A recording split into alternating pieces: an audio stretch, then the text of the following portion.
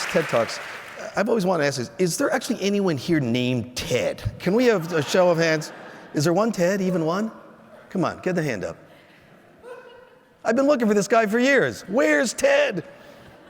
I thought I'd find one here. You know, I hear about all those books and that wide array of topics, and it is a wide array. And I think about what binds all those books together, because they all are part of a piece. There are connections, as there are connections in life. Well, today I'm here to tell you kind of what's happening behind the curtain that binds all those books some of you have read into a kind of whole, into a fabric that makes sense. And like with any story, often the case is, what do you not know? What's invisible? So what I did is I brought a clue. A clue here in this envelope. Everything connects through this little thing I got here. Now, this is a letter that I got way back, decades ago, from a life insurance agent. Yeah, that's right, life insurance man.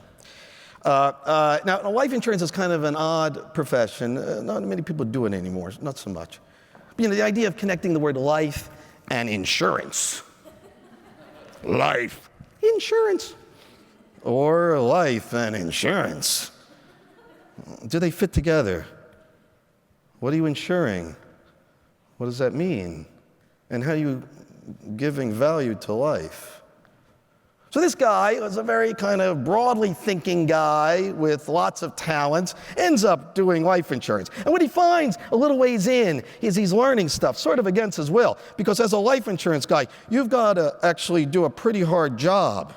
You've got to get to the front door, from the front door to the kitchen table. Okay, to talk to people about their death. They don't want you there. I mean, no one wants you there. Who wants to talk about their death and accounting for it? I mean, really. So we build skills to manage that passage from the front door to the kitchen table. But then after a bit, he does something that resonates more deeply with him. He has to deliver death benefit checks to widows. Back then, 50 years ago, it was mostly guys who bought life insurance to insure themselves in the event of. And so he delivered the check to the wife, and the kids would be playing often. And he started to learn a lot about life through death. And this helps him as he arrives at middle age, and he decides to write a letter to his boys, or teenage guys at that point, 14 and 16. And he writes a letter, which I have here.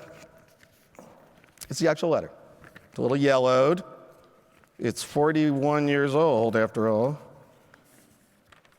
And I find this fascinating, because he's saying things in this letter that I think many of us feel but never say, and certainly never write to loved ones. And why is that?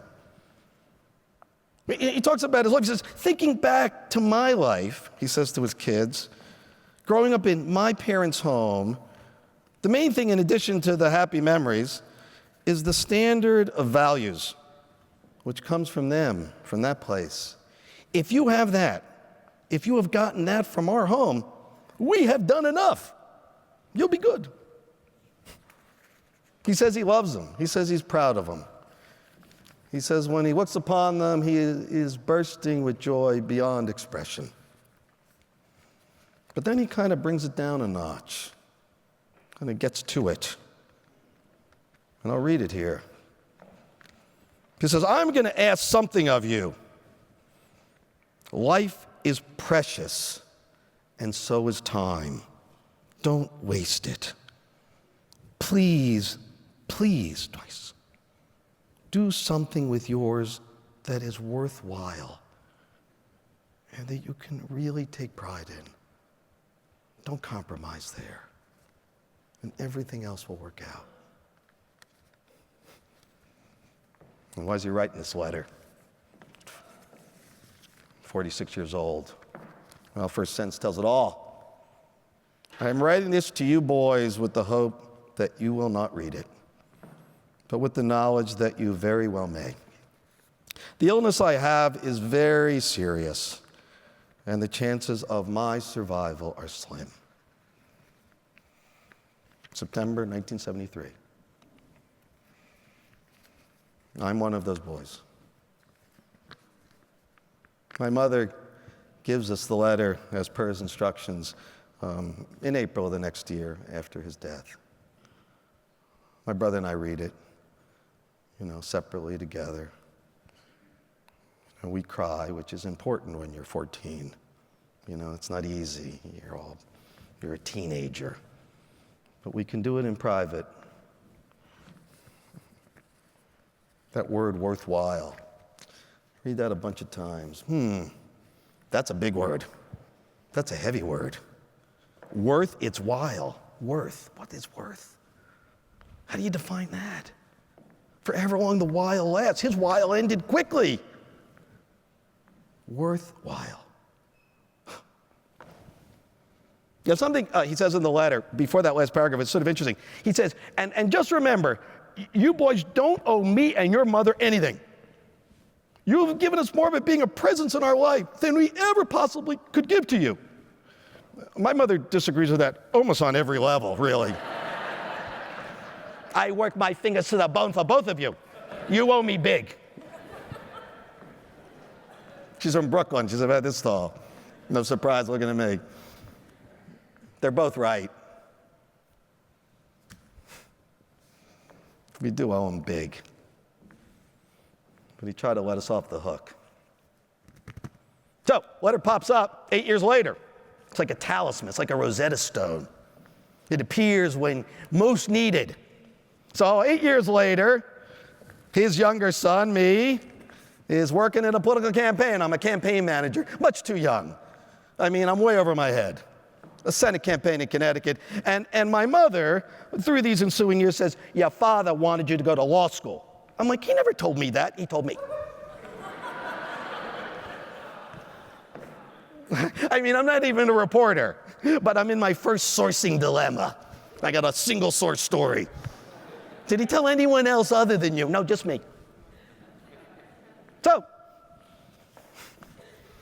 I'm filling out applications to one of the esteemed law schools where it wants to attach the meaning of life to being a lawyer, which is obviously creative writing. And I I know many lovely lawyers. It's the ones that are paid little, so I'll just leave it at that. So I'm trying to write this up. It's not working. So I reach into my bag with all my worldly possessions. There's a bag right next to me. Because I'm only 22. I got only one bag. And I reach it and I pull out the letter. And then I use it as inspiration to write this essay. I think it's to Yale. I leave it on my desk. I go out to get lunch. And when I get back, the press secretary says, look, I read that letter. I said, what do you mean you read the letter? She's like, you're the manager of the campaign. You leave it in your desk. I'm going to read it. I was okay. Now, she's kind of a literary woman, kind of a writing prodigy type. That's why she's the press secretary, after all. And she says, from that essay you wrote, it doesn't sound much like you want to even go to law school. Really? You don't say. No. But she said, it's quite well written. You ever thought about that? Got real rhythm, being a writer. Well, I haven't thought of it till now. This is kind of a lesson here. There are a lot of lessons here. This is kind of the way it happens. Sometimes someone who comes into your life who doesn't know too much, doesn't know the expectations, sees in you something you can't see. Hey, you're pretty good at this. Really? Listen to them. Years later, I was getting some award at Columbia, and somebody, I told this little story of the press secretary. Someone said, well, Jesus, where's she now? Have you kept in touch with her? And I said, well right now, she's picking up the kids, and I'll call her after the show.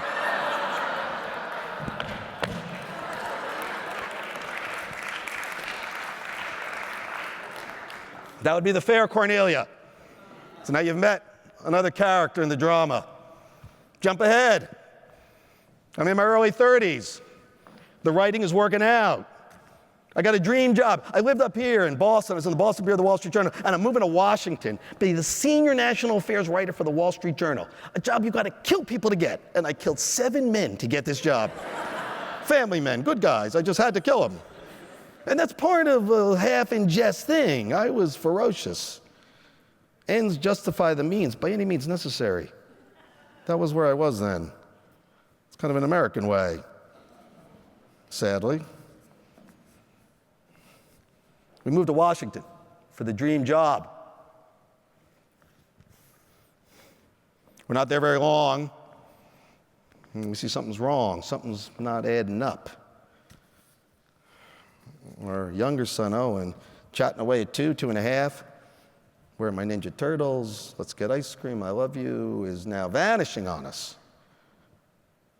He's losing language. He's not looking at you.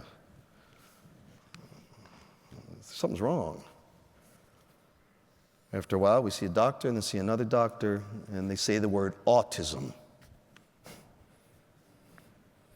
And all those things I thought I wanted, that I was taught to want, all of a sudden, they don't seem in reach so much anymore. You know, a doctor we see says, "What do you do for a living?" I said, "Oh, me? Yeah, you? I'm a newspaper reporter." He's like, "Oh, I'm so sorry to hear that." I said, "Why?" "Well, this costs you $150. This visit, you're going to need me 3 times a week. It's not covered either." "Ah, you good with numbers?" "Yeah, mitts. You know, private equity, very nice profession. Investment banking. So, no, this is what I do. It's all I can do." Cornelia settles in. Her job, she was a journalist like me, is to be with him forever. She says, "And your job is to make more money than any reporter in the history of newspapers." That's our life. We move forward. I go out searching the world for the left behind. I don't even realize what I'm doing. I don't realize it, frankly, to the last book I just wrote, where I turn the lens on myself. Why are you doing what you're doing? How are you defining the worthwhile life as your Father commands? In these years, I search the world for characters that can teach me, and then I can teach the reader. Inner city African-American kid who dreams big from Washington, D.C. He wants to go to the Ivy League. No one from his high school in at least a decade has ever made it to a place like that. He's way off in a kind of, ethereal hope. He has a line from Scripture that he holds on to. Faith is a substance of things hoped for, the evidence of things unseen. Hebrews 11:1, which helps me kind of, with the book. And he teaches me what it means. Gets to Brown University. What's he want?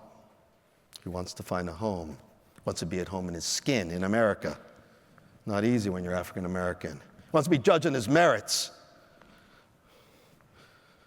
Wants to feel like himself. He gets up there and a chemistry teacher from high school, kind of a kooky guy who I have no time for in the stories I write for the journal, even the book, Hope in the Unseen, I write later. He speaks in scriptural riddles. I've discounted this man. I have a lot to learn, by the way. Cedric, the boy, says to the teacher, "Mr. Taylor, he said, I thought the unseen would be this place, the Ivy League. But now that I'm here, I don't think it's here. I think it's still up ahead. And I want to get ready. I want to get ready so when I get there, I'll be ready." Just out of his reach. At that moment, he becomes the American. It's Gatsby's green light on the dock, the orgiastic future slipping further behind you with every step. He's reaching. And Mr. Taylor, the teacher, who I've discounted, says, "Cedric, maybe the unseen isn't so much a place as a place in your heart." There it is. The unseen is right with you now, right here.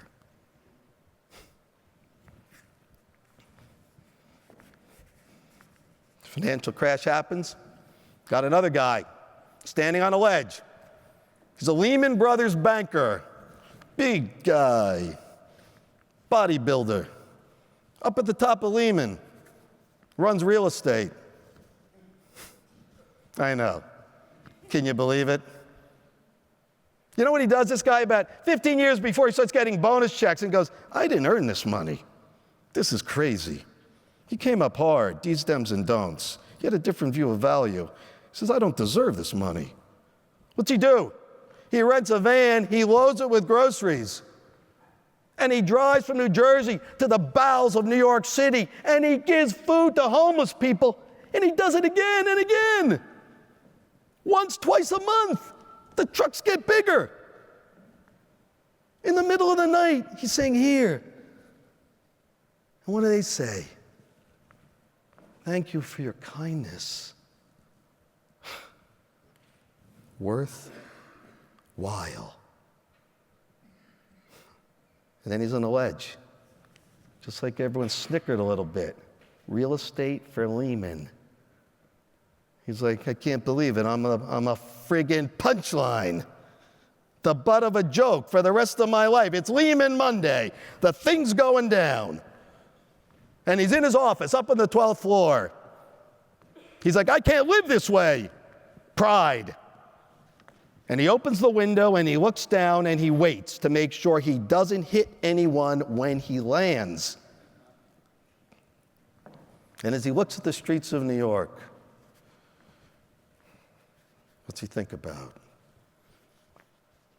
Those hundreds, maybe thousands of homeless people he's met in the middle of the night who said, thank you for your kindness.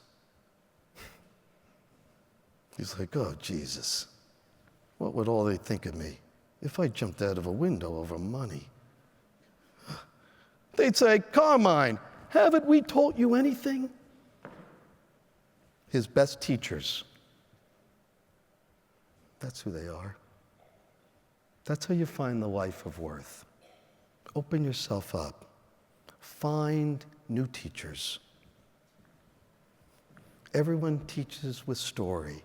Ask them, tell me your story. I'll finish up with my best teacher.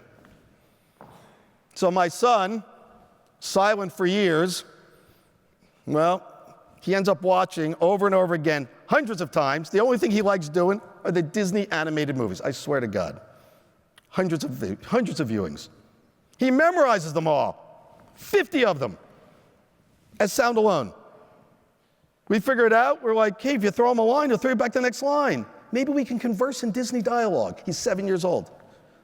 I know. And we do that. We converse in Disney dialogue for years. Slowly, he starts to get his speech back. And then he brings us into his underground cavern. Here's a kid in the discard pile, uneducable, autistic, discard. And more as we get into his world, he teaches us. Gets thrown out of a school when he's 11. We can't teach him. Take him back. He goes down to the basement, begins to draw furiously. And as he draws on his own, this little project, we sort of look over his shoulder. We can't see what he's doing. Finally, I find the first sketchbook. You know what's in it? 100 pictures, all sidekicks, no heroes. You know the sidekicks? There's hundreds of them in Disney. Some are goofy, some are resourceful, some are wise. Merlin, Rafiki, Jiminy Cricket. They help the hero fulfill his destiny. That's their job. And at the end, he writes two things in a scribble. I am the protector of the sidekicks. He's no longer a hero, and he knows it. He knows what the world sees when they look at him now. He just got thrown out of the school. And the last thing he writes, no sidekick gets left behind. So I'm telling you now, you may think I'm an author, a professor, but I'm actually a sidekick. We turned us all into sidekicks. My wife, me, I'm Merlin or Rafiki mostly. On a good year, I'm Rafiki, and another good year, I'm Merlin. The only one he draws as a hero is his brother, older brother, Walter, named after my dad. He's the only hero because he actually is the protector of the sidekicks.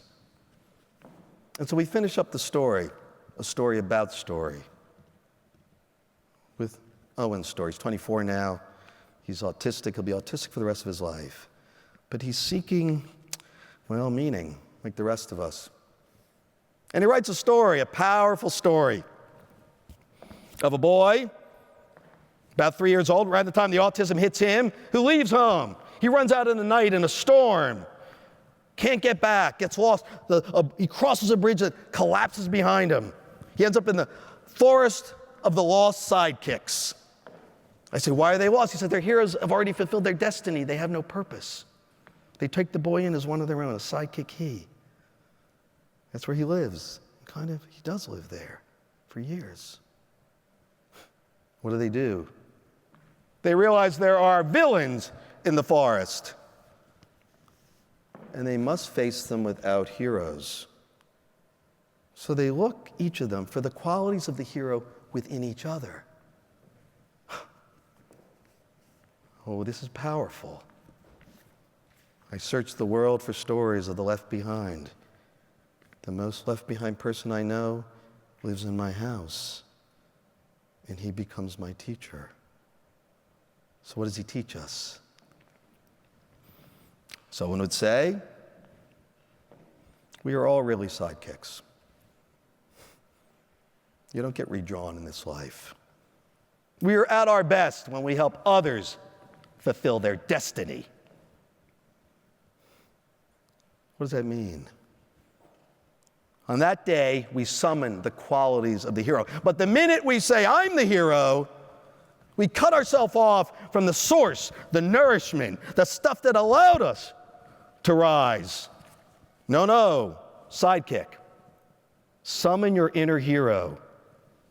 You help others fulfill their destiny. What does that mean? That means heroism is a choice you make every day. I think my son and my father have been talking to each other across all the years. So let me just finish by saying, I'm up here, but I'm not alone. I'm joined by many people on this stage. My wife, my 2 boys, all those characters. Cedric Jennings, the kid who gets to Brown, hoping for a bright future. Carmine Vasson, standing on his ledge. Hundreds of characters, all searching for meaning. Many of them finding it in the most improbable ways. The meaning of moments passes us so gently, it barely rustles the leaf of the willow, Robert Penn Warren writes. Keep your eyes open. The light will pass. Don't miss it. All of them say, reach for it. And especially I want to just send you my deep regards from my dad, who says, I love all of you. Live the life of worth.